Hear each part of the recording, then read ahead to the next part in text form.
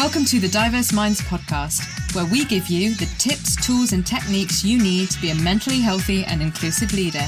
Each week, you'll hear about a variety of topics linked to mental health, well-being, and diversity that will enhance both your professional practice and personal well-being. Welcome to the 245th episode of the award-winning Diverse Minds podcast. This month's podcast focuses on mental health awareness because it's Mental Health Awareness Week. And this year's mental health awareness theme is Moments for Movement. And if you want to know more about that, check out my episode with Karen Leibenguth, number 125, Doing Less, Being More. But in this series, I'm going to focus on setting the framework for positive mental health conversations at work. And speaking of mental health, have you watched my TEDx talk? It's about the connection between culture, race, and mental health in the workplace. It's something you can watch in your break as it's just 12 minutes long. The link is in the show notes, but I'll also give it to you here. It is bit.ly/TEDx Wolves, WOLVESLO. I really hope you enjoy it because it was a labor of love. And if you did, please leave a positive comment on YouTube, share, and like. Also, don't forget to connect with me on LinkedIn, Facebook, and Twitter. Okay, back to the episode then. So why did I decide to kick off this series with psychological safety?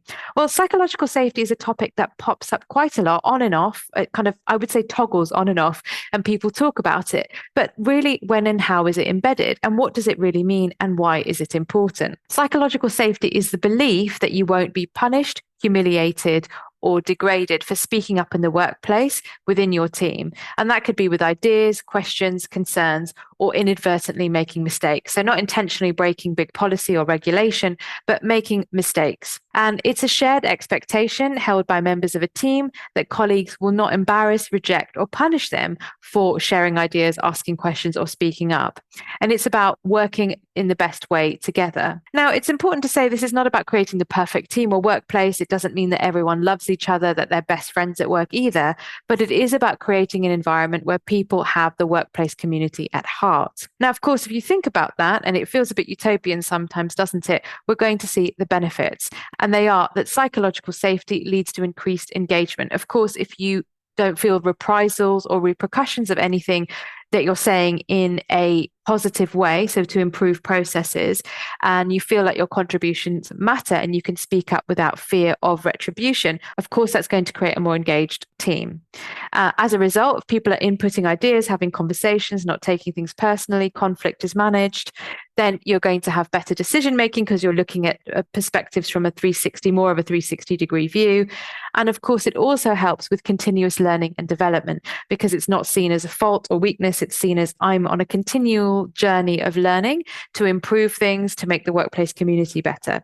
And all those things link to positive working environment and therefore better mental health. So I really hope you're enjoying the content of this podcast and want to keep up to date. Then why not join my newsletter? When you join my mailing list, you'll receive my white paper on inclusive language and mental health, perfect for Mental Health Awareness Week. And that link is bit.ly/ILMHCK. So what can you do to create psychological safety? Because maybe it seems like I've just listed off things, and how do you make it practical?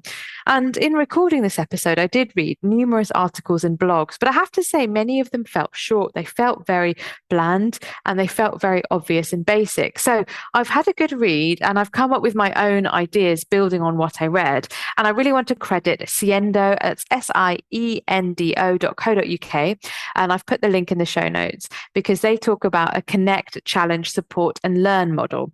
So you can read that blog post, that article, if you'd like to. I've also developed my own take on the 4 areas. So based on those broad headlines. So the first one is connect. And for me, that one is clarity about professional workplace community from the top. So this has to be led by the leadership.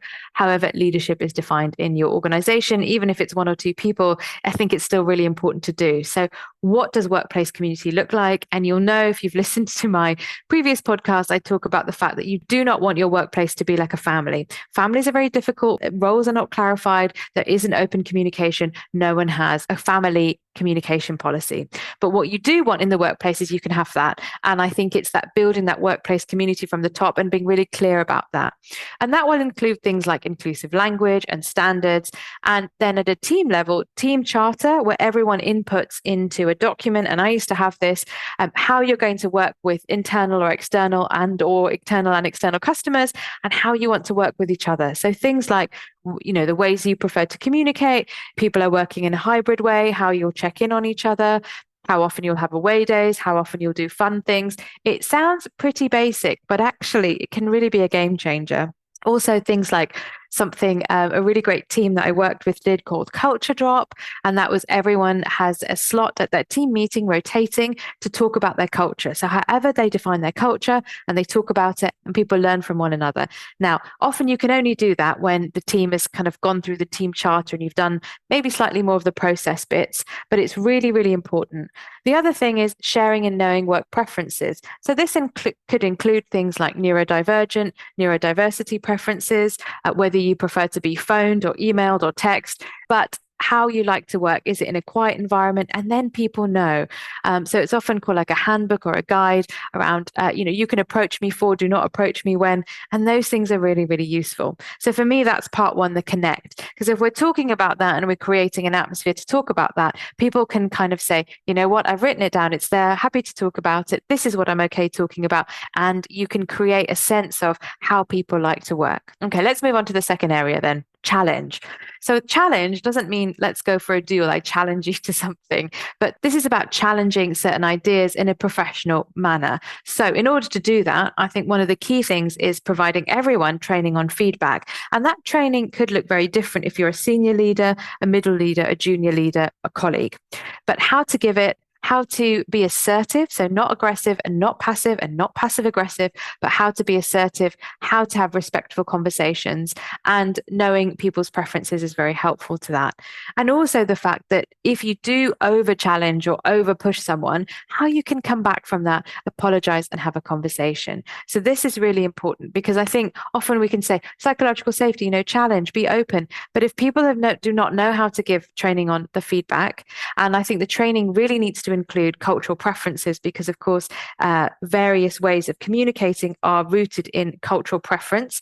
So someone might be very direct. If you're from, American countries, Scandinavian countries, very direct with feedback, that is not going to land as well as it could do with people from high context cultures. So that also needs to be factored into that. So how can challenge be done effectively? The third area is support. So these are things like mental health check-ins for everyone, not linked with illness. It might be that when people come back from periods of illness that you're having extra check-ins, but I mean check-ins across the board. So using the tools in my Mentally Healthy Professional course, and do have a look at my, or do listen to my episode on resilience. That's episode 39. So some of the things there, positive tools, integrating this idea of mental health support and well-being as really standard into leadership programs. Also, everyone having wellness recovery and action plans. So it's not just not thought of as, oh, if you have a mental ill health condition, then you have one. If everyone has one, we all know the standard, and it's really great for conversations, and they can be added to annual appraisals or personal development reviews. Also, I think supervision for managers who've dealt with or deal with difficult situations, because we can also have everything in place and it can be a really good standard, but that doesn't mean we're always going to circumvent difficult situations. And I think often when they're difficult situations, it does shake people up naturally, and proper supervision from someone psychologically trained. I also think a key part of support is less punitive HR practices and people and culture practices. So policies need to be very practical, easy to follow, plain English. You don't always need a policy. Sometimes it's a one-page guidance document that's numbered, and really to make people aware of that, because policies and procedures are the last thing people often go to. They're seen as very boring, very dry. So of course, acknowledging the legal requirements, but I think they can be written in a very helpful way, less punitive.